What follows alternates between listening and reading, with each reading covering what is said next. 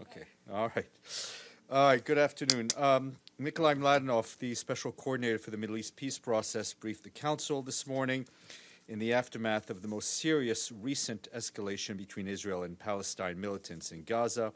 Although the immediate crisis was diffused, he said the situation remains highly volatile.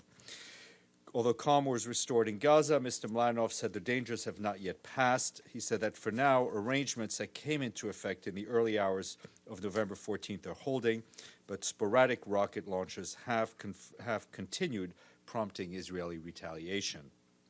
The special coordinator said that Gaza ultimately requires a political solution.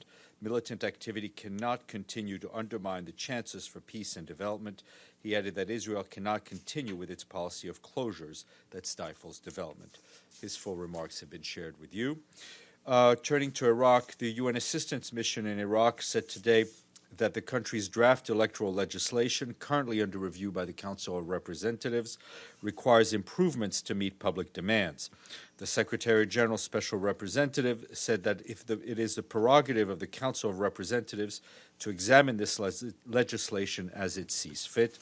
However, she urged the parliamentarians to act on their constituents' legitimate demands for credible, free, and fair elections. The United Nations stands ready to assist, she added. And turning to Syria, the humanitarian situation throughout Syria remains dire, with more than 11 million people in need of assistance and over 6 million people displaced. We are particularly concerned over the safety and protection of some 3 million people in Idlib and surrounding areas northwest of the country, including some 1.6 million people who are internally displaced. Since the end of October, an increase in airstrikes and shelling has impacted dozens of communities in Idlib, Hama, Aleppo, and Latakia governorates. In addition, increases in attacks with improvised explosive devices have been reported in Idlib and Aleppo, and there have also been reports of ground fighting. Since hostilities began in late April, the Office for the High Commissioner for Human Rights has verified over 1,000 civilian casualties as a result of hostilities, hundreds of them children. The UN continues to remind all parties of their obligations to protect civilians and civilian infrastructure in line with international humanitarian and human rights law. Hospitals and medical facilities, as well as medical staff, enjoy special protection under international humanitarian law. And turning to Darfur, in Sudan, the head of the UN African Union peacekeeping mission, known as UNAMID, spoke to reporters in Khartoum earlier today. The Joint Special Representative, Jeremiah Mamabolo, noted the Security Council's resolution late last month maintains the mission's two-pronged approach of having peacekeeping in the Jebel Mar area and having peace building in the rest of Darfur. Mr. Mamabolo said that yesterday the UN AU mission handed its largest camps in Darfur over to the Sudanese government to be exclusively used for civilian purposes.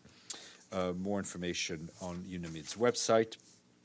And we have new clashes reported between armed groups in the Congolese province of North Kivu have reportedly left 6 people dead and led to the displacement of up to 40,000 people who fled villages around Bukumbo.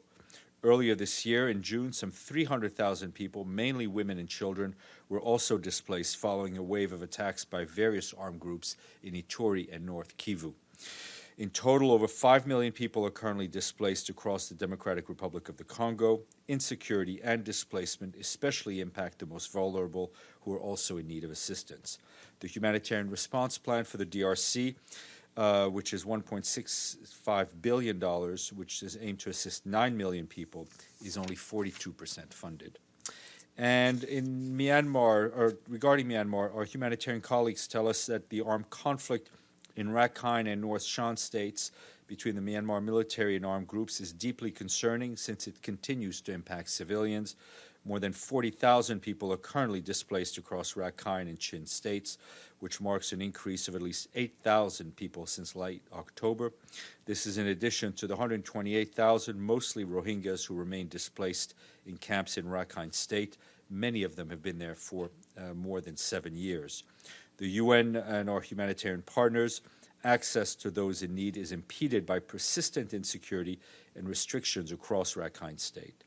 In northern Shan State, nearly 25,000 people have been temporarily displaced by conflict this year, up from nearly 22,000 last year. We continue to call on all parties to the conflict to refrain from violence, follow international humanitarian law, and ensure protection of civilians and facilitate timely access to people in need. Our colleagues at the UN Environment Programme and its partners today released a report that says that countries plan to produce 120% more fossil fuels by 2030 that can be burnt under the 1.5 degrees Celsius warming limit.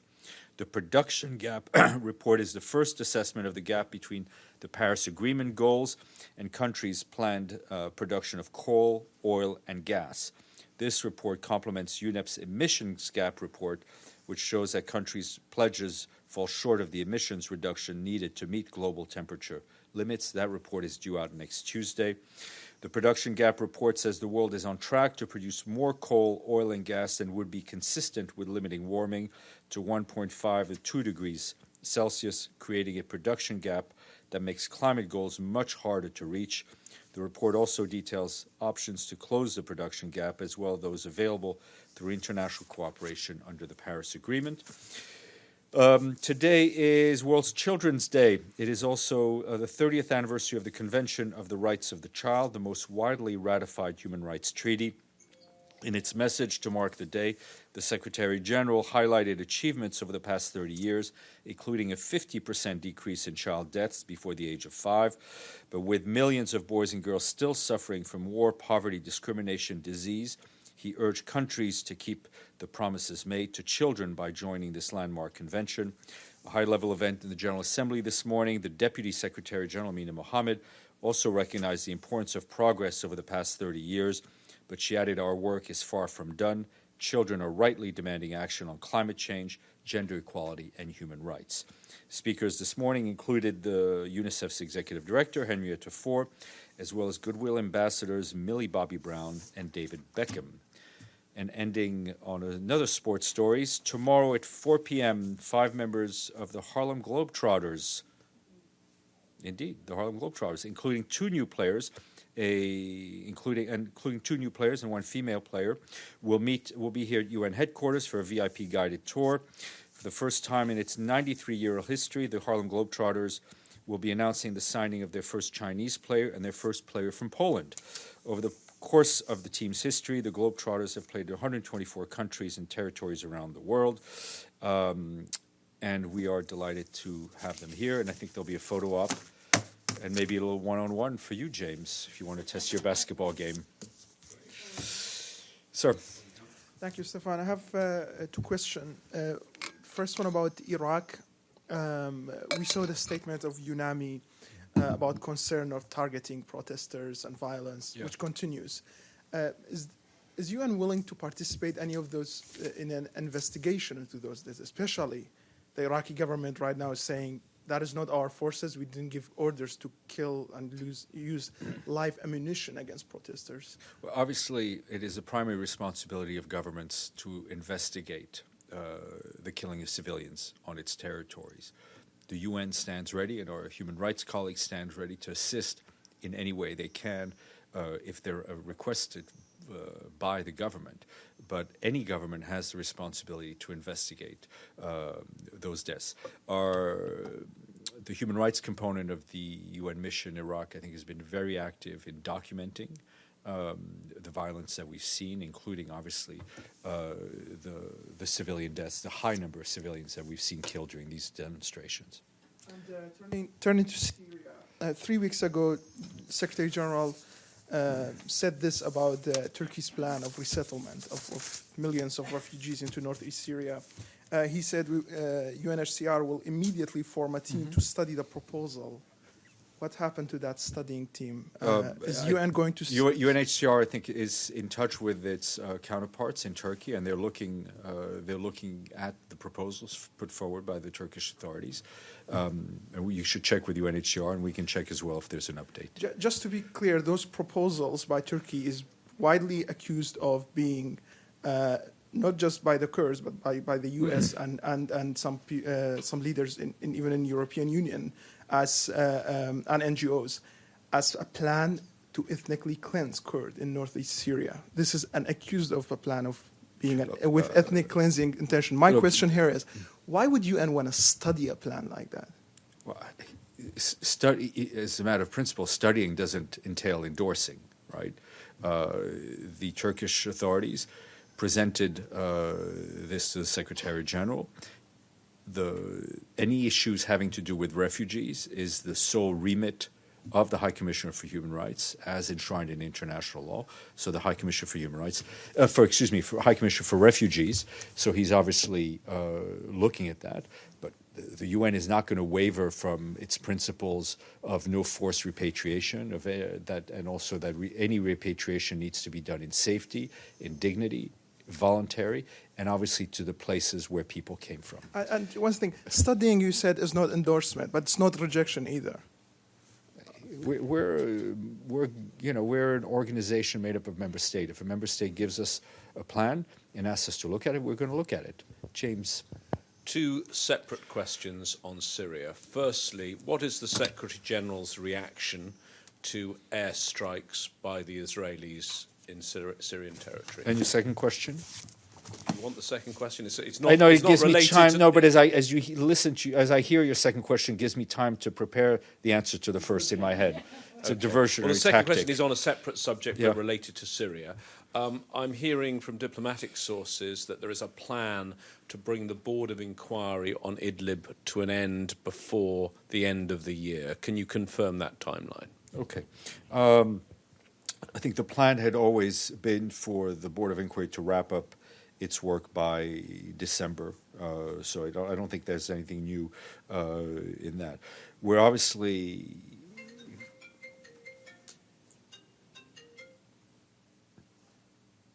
Anybody I want to talk to? No? Okay. No. Okay, thanks. The Secretary General is following with concern the reports of Israeli airstrikes in the suburbs of Damascus, and also reports earlier of rockets fired from Syria towards the Israeli-occupied Golan yesterday. We saw those reports yesterday. We once again caution against any hostile acts to avoid a wider escalation in a region already embroiled in terrible conflicts and immense suffering of civilians. I mean, I think every day, and including today, I outline the suffering of the Syrian people.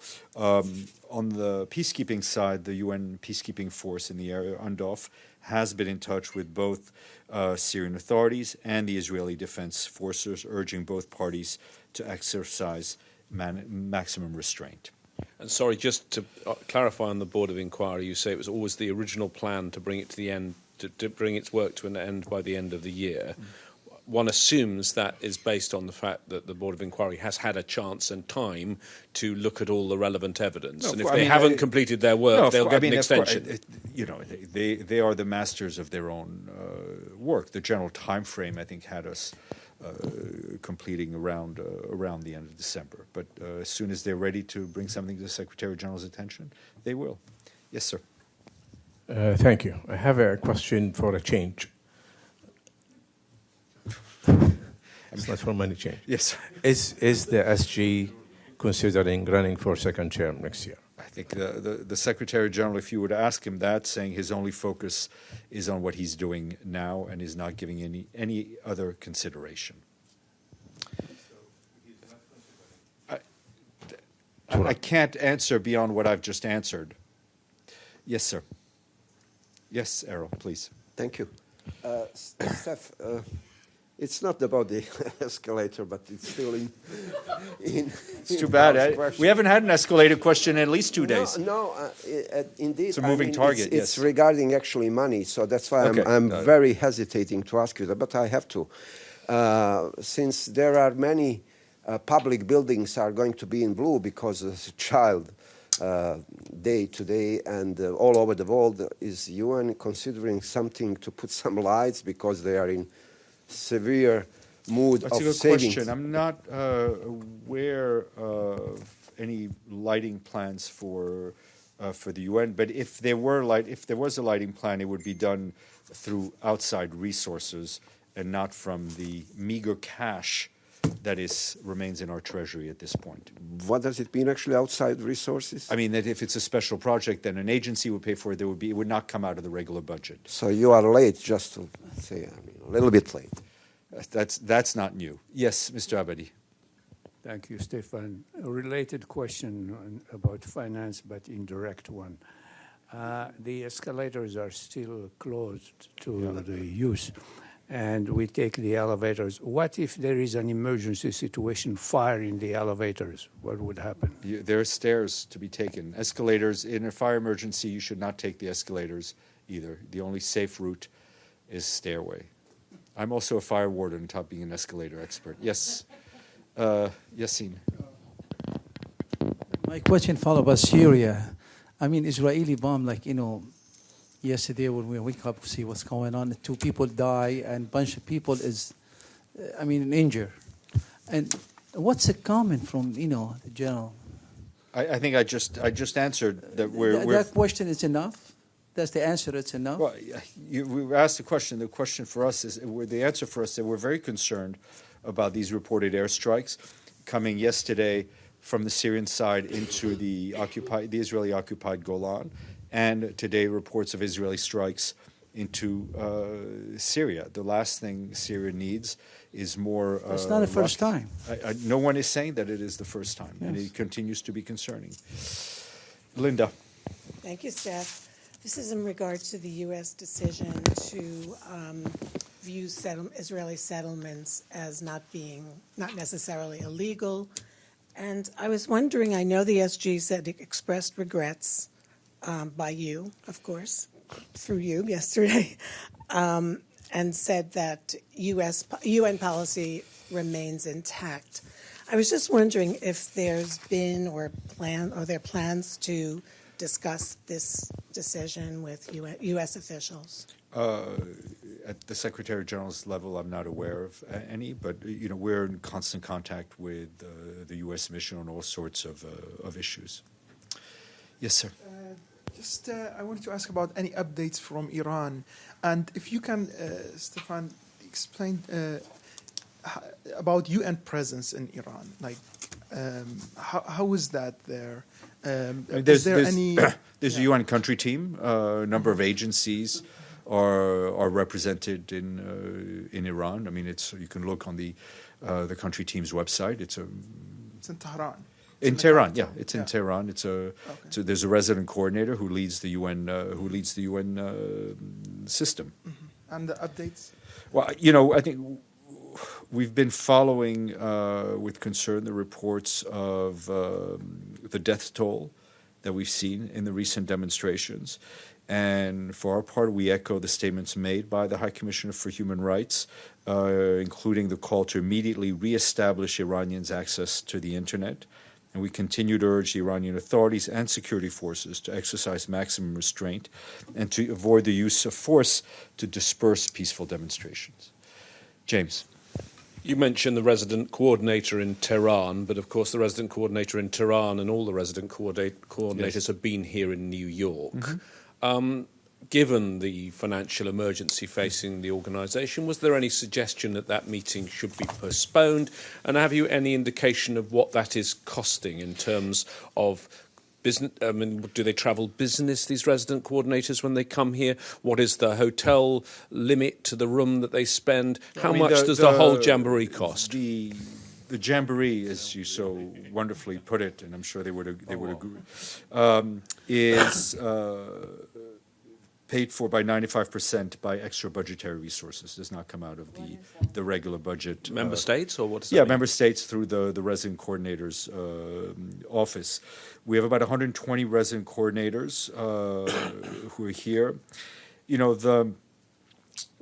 The objective is really twofold: is to reinforce the new system where the resident coordinators report now directly to the Secretary General through the Deputy Secretary General, and it's also for them to start to get them ready for the decade of action to achieve the SDGs and assess the progress and challenges of the UN development system. Could you ask your friend, the comptroller, for a costing of this entire meeting? And could we find out their class of travel? The travel, resident coordinators, like all UN staff, follow the policies in place, which are public, on the class of travel, which depends on time. The allowance, the DSA, the daily allowance, is also set by the International Civil Service. It's a public thing, so it's nothing out of the ordinary in that sense. It is, some meetings are really critical and important for the functioning of this organization. I think for the Secretary General to meet all of his representatives, his resident coordinators, at least once a year, and so they have a chance to hear from him and a chance to have a real dialogue with him is important. Is important indeed. But it would have been possible to postpone the meeting until next year when you had more money. It's always difficult to coordinate everybody's travel time, including the Secretary General's time. And as I said, this comes out. This 95% of it does not come out of the regular budget. Madame. Regarding Bolivia, is there any update with Jean What I can tell you, in fact, you must have seen what was just brought into me, is that we have obviously been following the demonstration, that the Secretary General regrets the reported loss of life of at least 5 people in clashes with the police.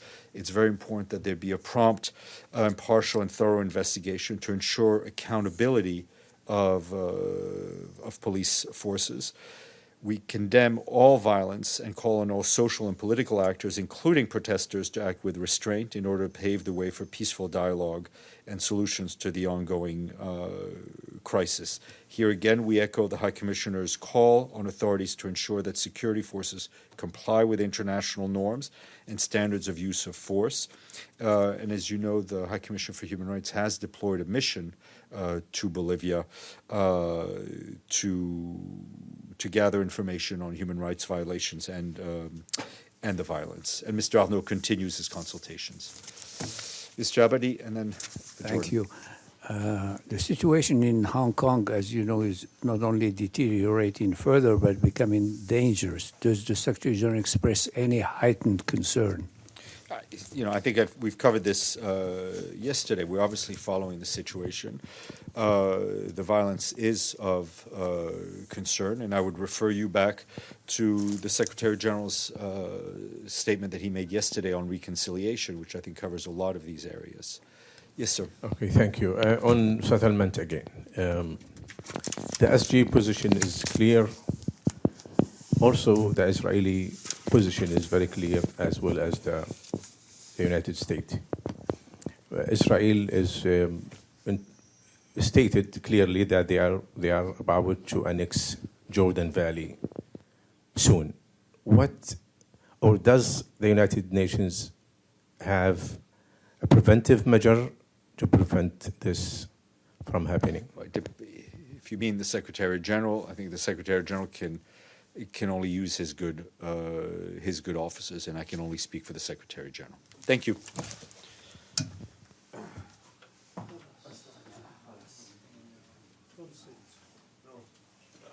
Let's go to the screen. Let's go back to the screen.